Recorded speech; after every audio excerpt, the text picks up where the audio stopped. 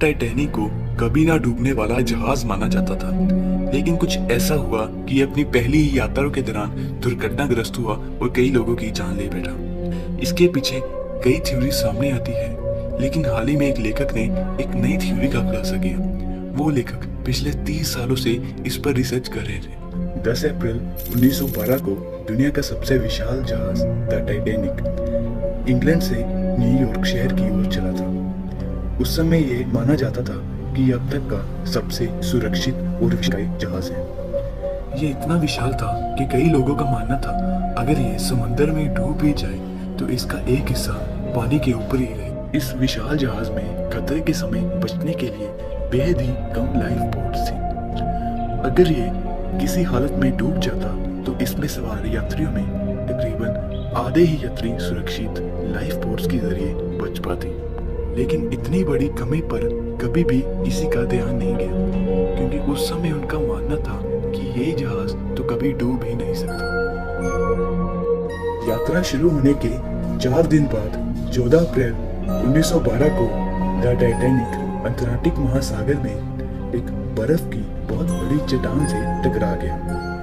इस टक्कर के कारण इसमें कई छेद हो गए और पानी इसके अंदर भरने लगा। जहाज में लाइफ बोट्स की कमी होने के कारण लोगों को ये जल्द ही पता लग गया कि उन्हें लाइफ बोट्स में जगह नहीं मिलने वाली। जहाज के अगले हिस्से के पानी में डूब जाने के कारण लोग पिछले हिस्से में जमा होने लगे, लेकिन हादसे के 2 घंटे 40 मिनट बाद पूरा जहाज पानी में डूब गया। अगली सुबह लाइफ बोट्स में बचे 705 यात्रियों को बचा लिया गया, लेकिन इस हादसे में 1500 से ज्यादा यात्री और जहाज कर्मचारी मारे गए। अभी तक ये माना जा रहा था कि जहाज के डूबने का कारण इसका बर्फीली चट्टान से टकराना है, लेकिन आयरिश पत्रकार और लेखक सैनन मलोनी ने एक नया खुलासा किया। उन्होंने बताया कि जहाज के डूब जाने का कारण इसका चट्टान से टकराना नहीं, बल्कि इसके बॉयलर रूम में आग लग जाना है।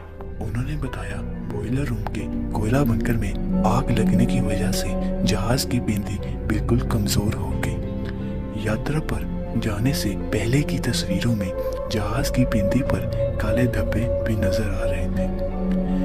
मोलोनी ने बताया जहाज निर्माता कंपनी के अध्यक्ष को इस बात की पूरी जानकारी रही होगी कि जहाज के डूब जाने का कारण इसका बर्फ से टकराना नहीं, इसके बॉयलर रूम में आग लग जाना था, लेकिन उन्होंने कभी इस बात पर अहमियत नहीं दी और इसका सारा दोष जहाज कर्मचारियों पर डाल दिया। सो आज की वीडियो में दोस्तों बस इतना है।